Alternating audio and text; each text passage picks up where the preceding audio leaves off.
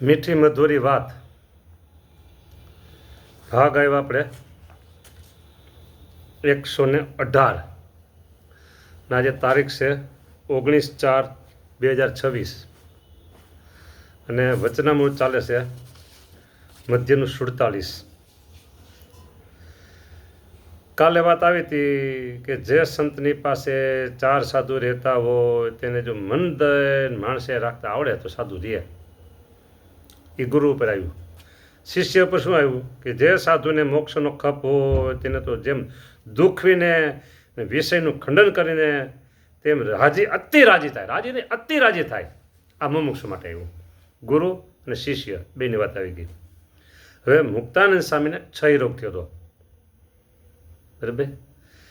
એટલે મહારાજને દહીં, દૂધ, ગળ્યું, ચીકણું કાંઈ ખાવા દેતા નહીં મહારાજ, બરાબર. હા, દહીં દૂધ ખાવા દેતું નથી. તેમ જે સમજવું હોય તેને એમ જાણાય છે આ રોગે સારું ખાવા પીવાનું સર્વે ખંડન કરી નાખ્યું. માટે આ તો ક્ષય રોગ રૂપી જાણીએ કોઈ મોટા સંતનો સમાગમ થયો હોય. આ સમજણ બહુ કઠણ છે હો. ખાવાની બધી વાસના હોય અને ખાવાનું બંધ થઈ જાય, બોલો. હા, ડાયાબિટીસ હોય, બીપી હોય, જે તે આ બધા મોટા મોટા રોગ હોય એમાં ઘણું ખાવાનું બંધ કરવું પડતું હોય છે. હા, બરાબર. પછી ઓલા એટેક, હૃદય શું કહેવાય, હા, કોલેસ્ટ્રોલ, એમાં એટેક આવી ગયો હોય, હૃદયનો હુમલો થઈ ગયો હોય ત્યારે ઘણું બધું ખાવાનું બંધ કરવું પડે. ત્યારે અરે મારે કાંઈ ખાવાતું નથી, આવું કરવું પડે. હા, હરખી સમજણ હોય તો તમને ન વાંધો, પણ માણસ હરખી સમજણ આમાં ન આવે ખાવા પીવામાં. હા, અરે હવે કાંઈ ખાવા પીવા, આ દુનિયા મારા નકામી થઈ ગઈ લ્યો ખાવા પીવા માટે. હા, એમ કહે. પણ અહીંયા તો એમ કીધું કે આ રોગે સારું ખાવા પીવાનું સર્વે ખંડન કરી નાખ્યું. માટે આ તો ક્ષય રોગ રૂપે જાણીએ કોઈક મોટા સંતનો સમાગમ થયો હોય. શું એમ ભાષે છે? શા માટે છે?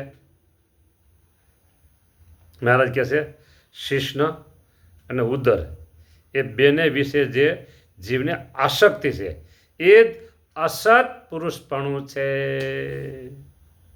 લ્યો, આ બે વસ્તુ છે ને, આસક્તિ, અસત પુરુષપણું કીધું, ઉદર અને શિષ્ણ. તે ક્ષય રોગ એ બે પ્રકારની ખોટને કાઢે એવો છે, બોલો.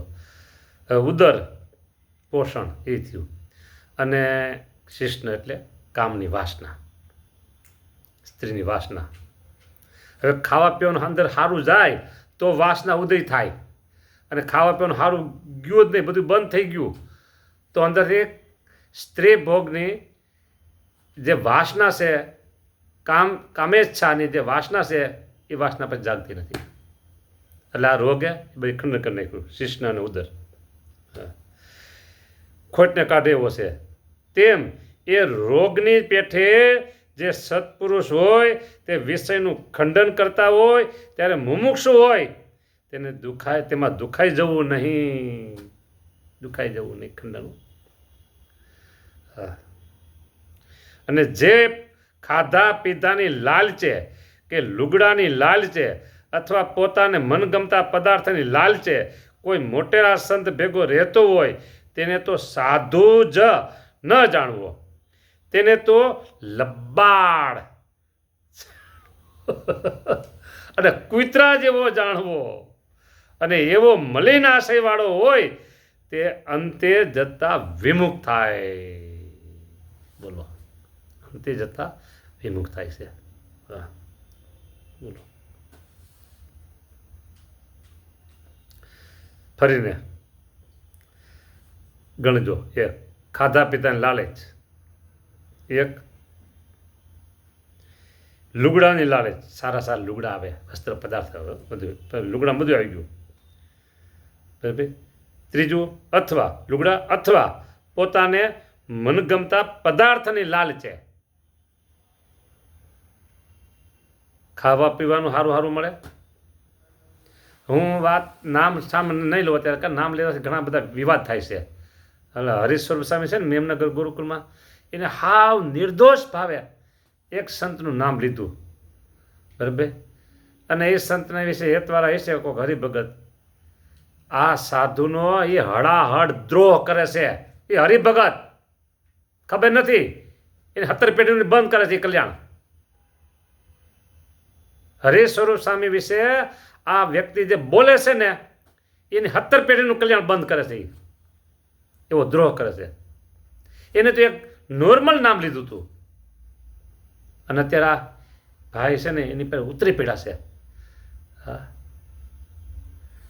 કેટલો એક સંતનો કુરાજીપો અને પાસે ભલે મને આમ થઈ જાય, ભલે મને આમ થઈ જાય, ભલે મને આમ થઈ જાય કરે છે.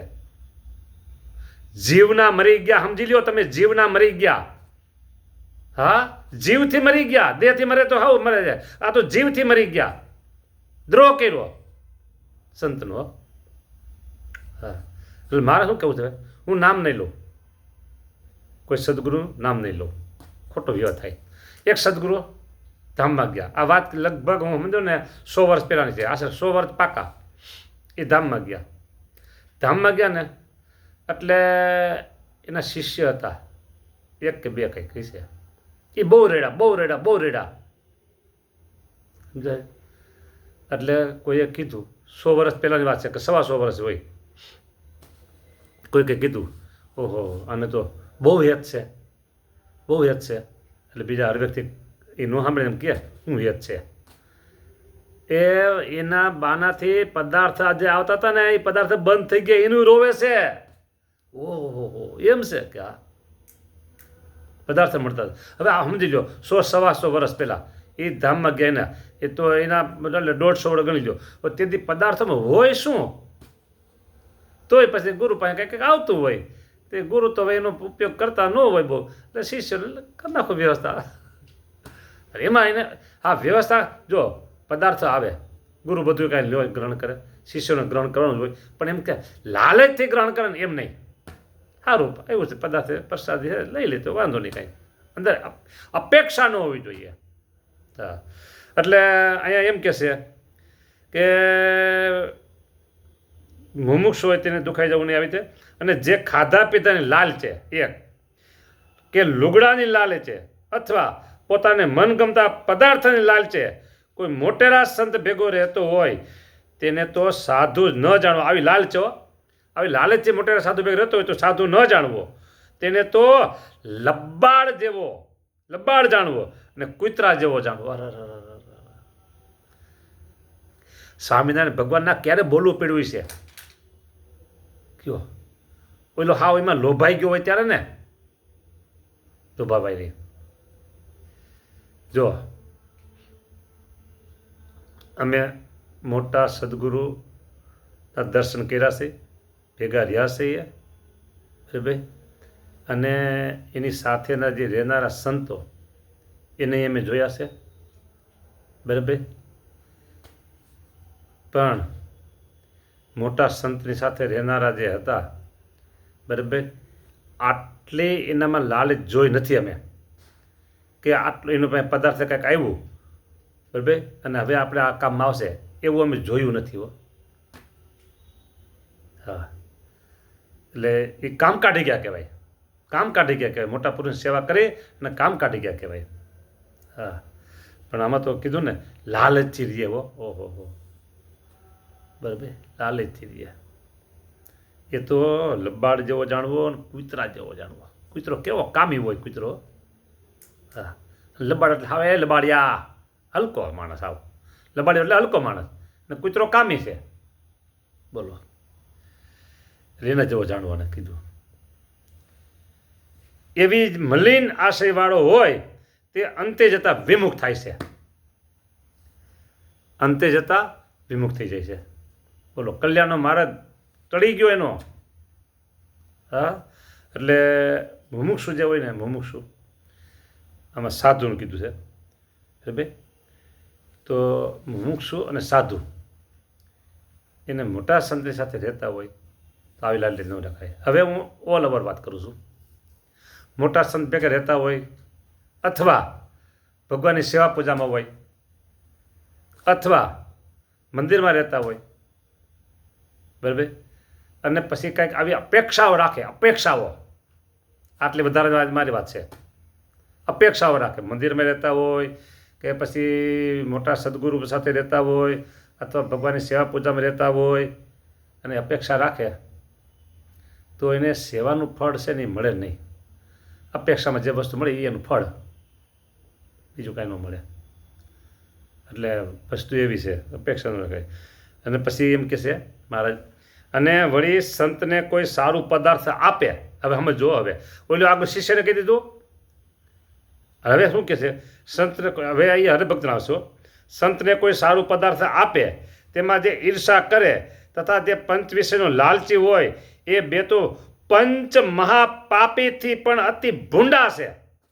બોલો, આપણે આગલા વચનામાં પણ આવ્યું હતું, પંચ મહાપાપની વાત આવી હતી, અહીંયા આવ્યું બરાબર. પંચ મહાપાપીથી પણ અતિ ભૂંડા, એના કરતાં વધારે ભૂંડા છે.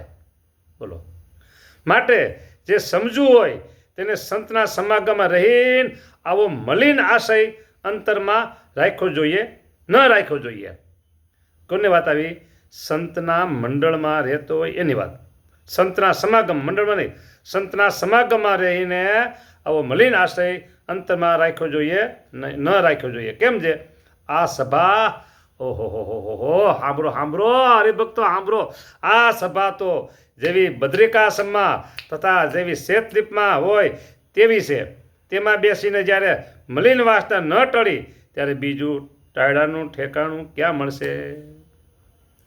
આ સભા છે ને, મારે જે કીધું કે આ સભા બીજા ધામની સભાથી અધિક છે, એમ હોતી કીધું.